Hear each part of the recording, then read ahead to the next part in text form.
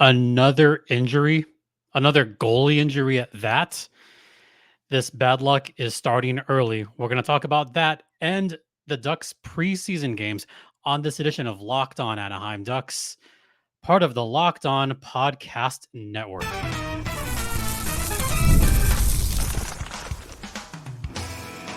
You're Locked On Ducks, your daily podcast on the Anaheim Ducks, part of the Locked On Podcast Network, your team every day.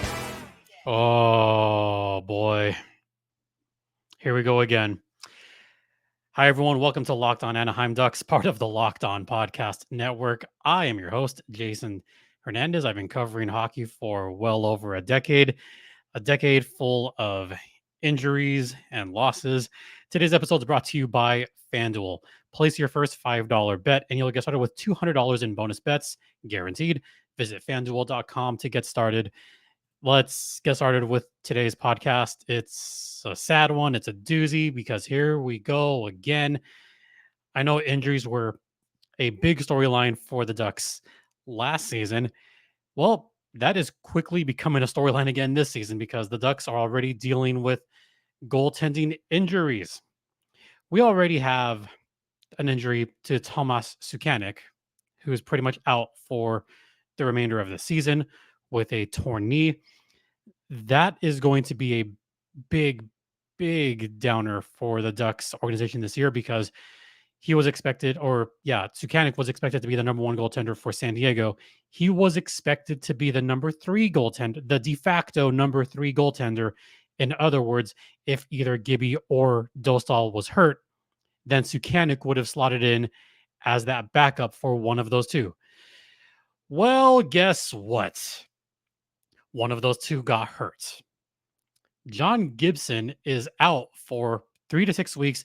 Just for the sake of simplicity, we'll say a month just to be in the middle. So Gibby is going to be out for about a month because of an emergency appendectomy. I've never had an appendectomy, but my sister has, my mother has, and they both remember that they were starting to feel it really bad before anything burst, and they were only out for maybe a couple days. So during practice a couple of days ago, really 3 days ago, John Gibson felt something in his abdominal area when he took a puck off to that side. He still practiced. He had a couple more go off of that area. And this was according to, I think it was Derek Lee that reported this, that said that he was feeling some discomfort when he was taking pucks to that area, to the midsection. So he went to the hospital and wound up with an emergency appendectomy. When I see that timeline of about a month and it's an emergency appendectomy, that tells me that maybe it may, I'm not going to play doctor here. I'm not. I'm just going to go by not personal experience, but family experience. If it bursts inside of you, you're going to be out for a while. If it doesn't burst inside you, then you're out for a couple of days, maybe a week. The fact that he's out for a month, it sounds good. It doesn't sound good either way. It may have burst. So he's out for a month about. So what does that mean for the goaltending situation? Your number one goalie and your number three goalie are out. Or check that. Your maybe former number one goalie and your number three goalie are now out. So what does that mean? That means we'll get a combo. Your new number one goaltender, at least that's what I'm still hoping for. Your new number one goaltender for the Anaheim Ducks is going to be Lukas Dostal. And the backup presumably is going to be Calle Clang.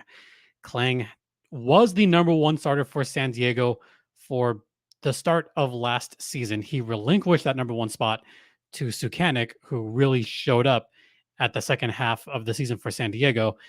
But Calle Clang does have the ability. He has had some pretty solid games with San Diego goals in the past. So this just seems like he would slot in easily at this point.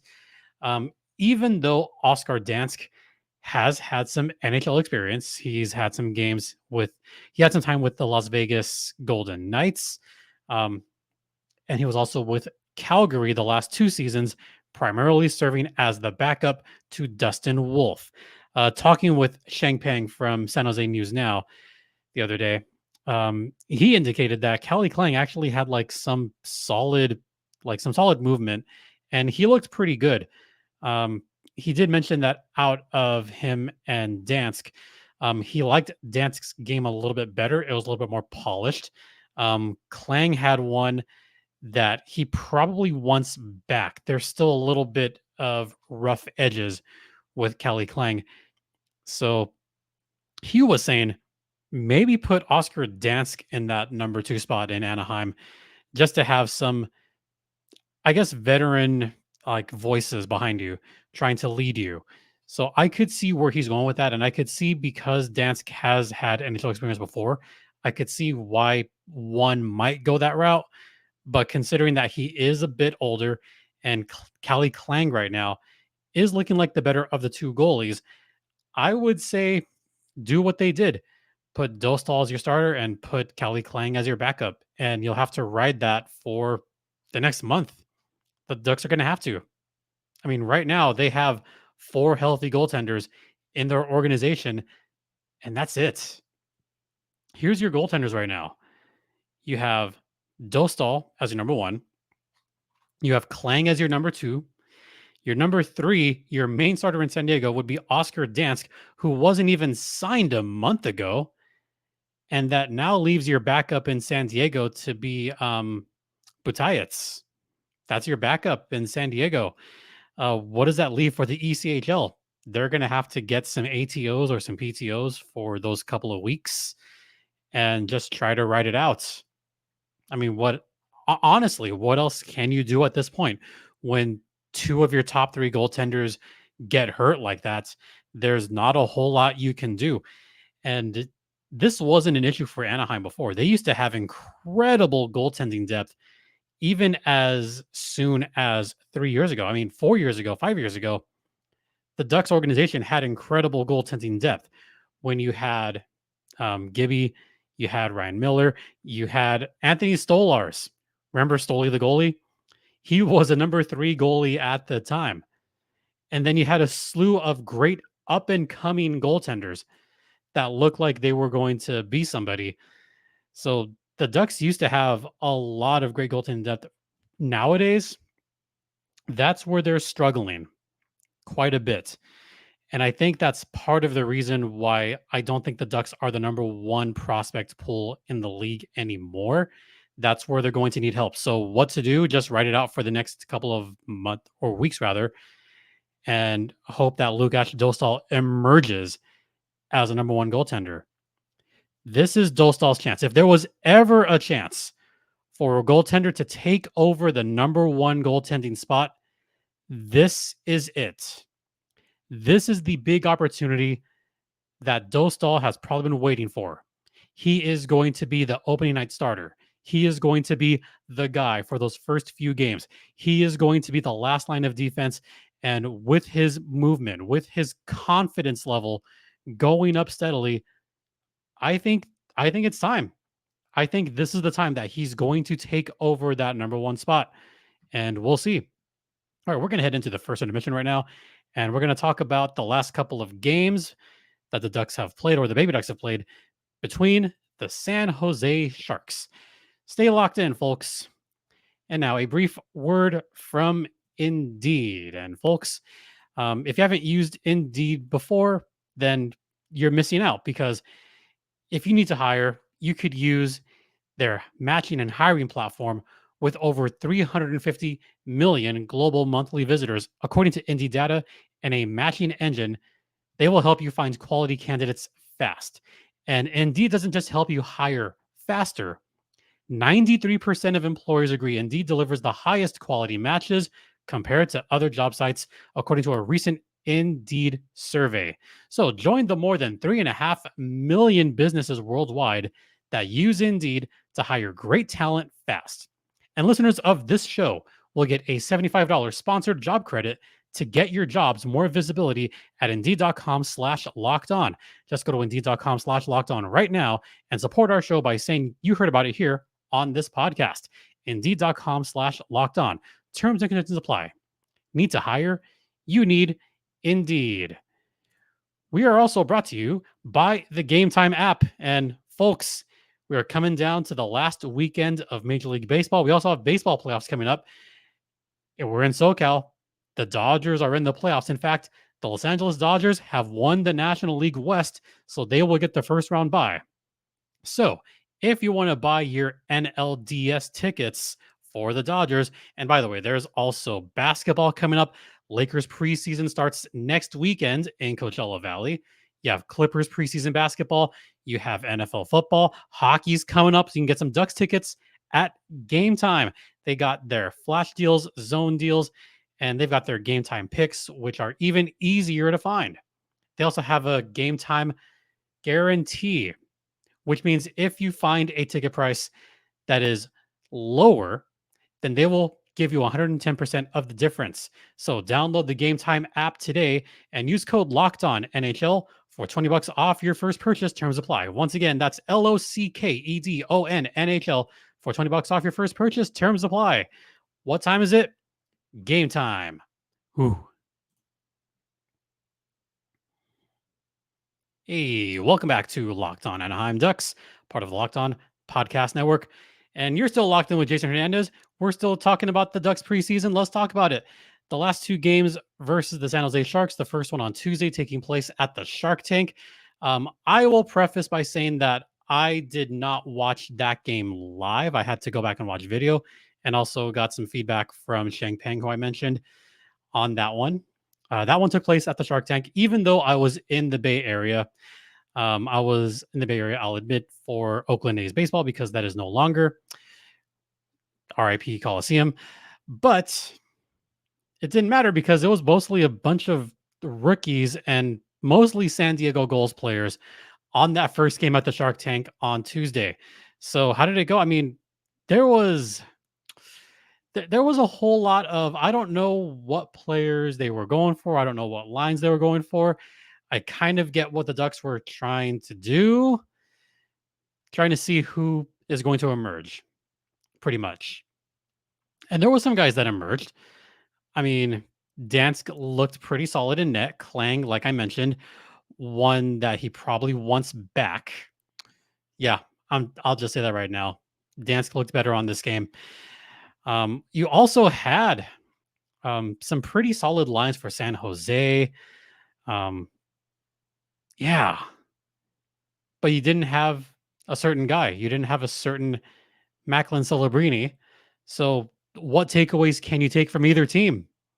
Really? There wasn't a whole lot you could take away from that game. I mean, who looked good? Well, I can tell you that there was an awesome fight between Scott Sabourin and Travis Howe. It was a long fight. I don't even know. I mean that one took forever, folks. You talk about long fights, that was it.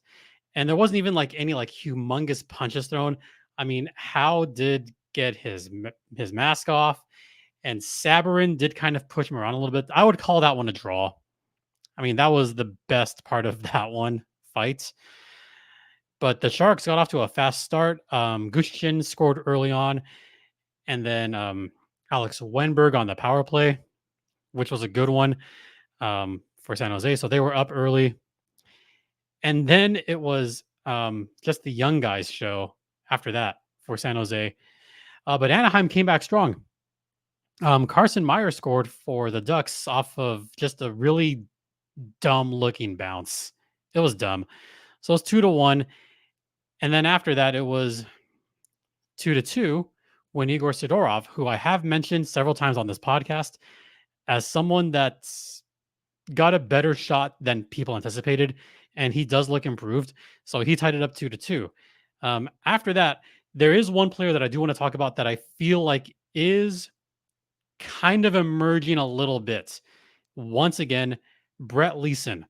This is someone that made some noise last season with the Anaheim Ducks.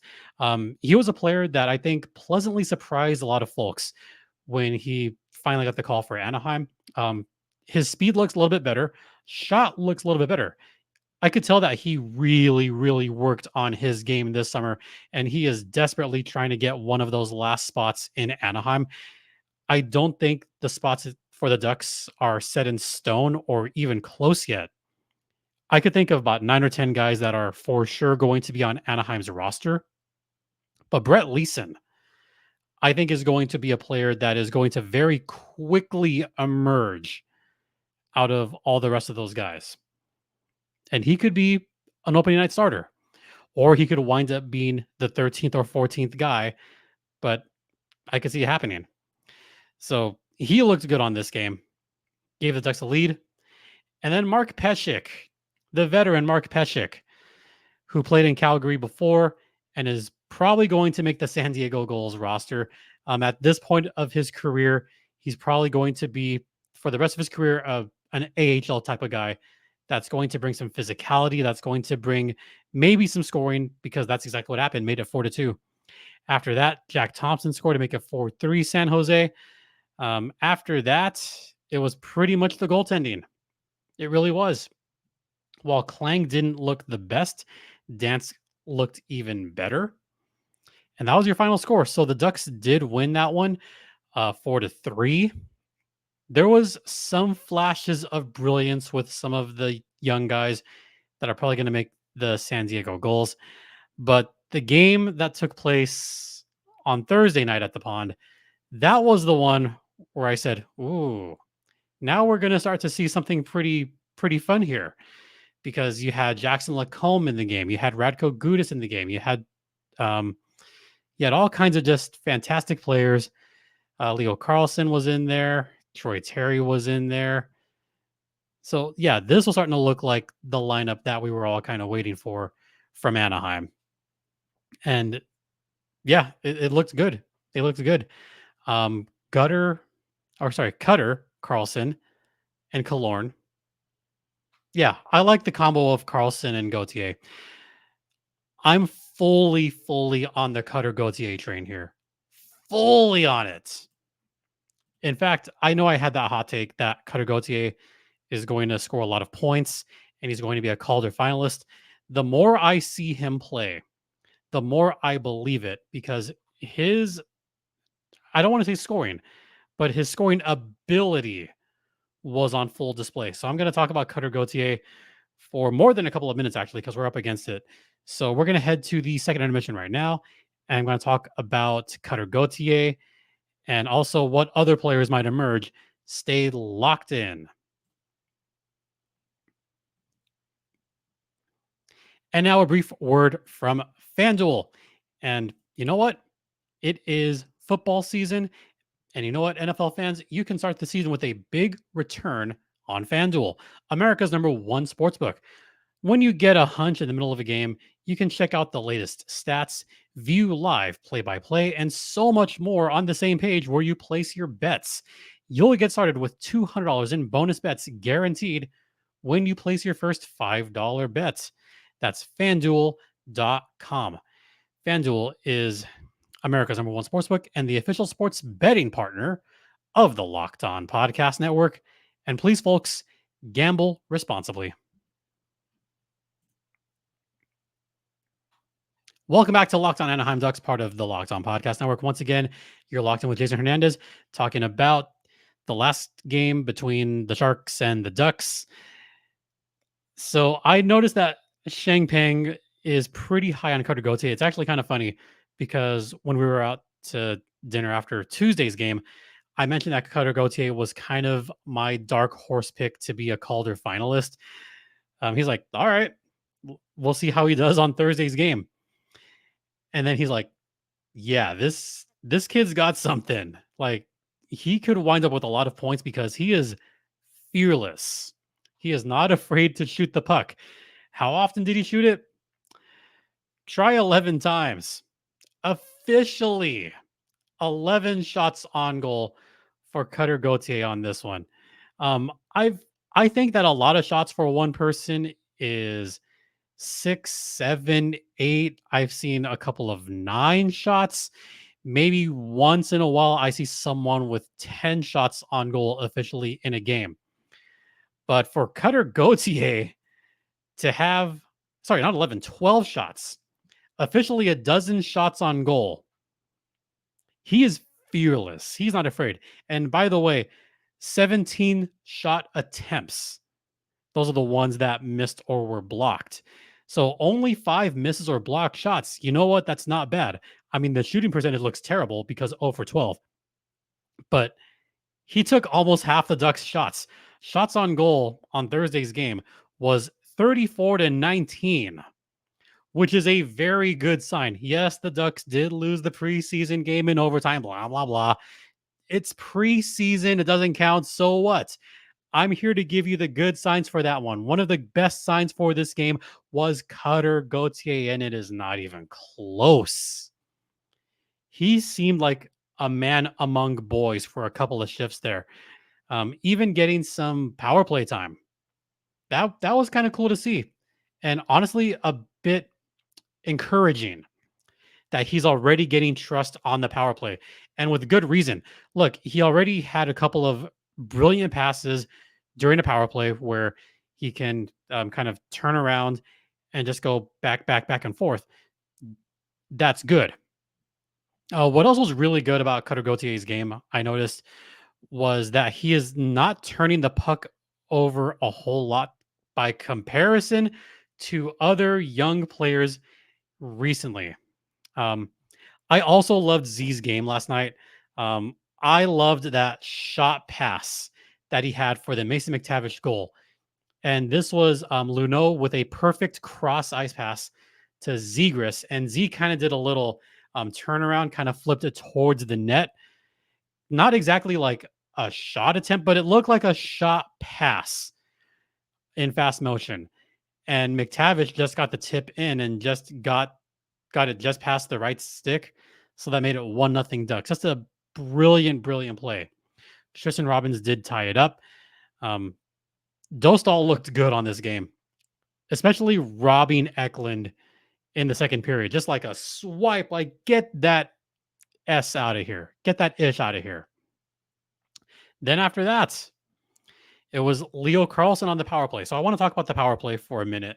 Oh, there's a note. Yeah. So power play.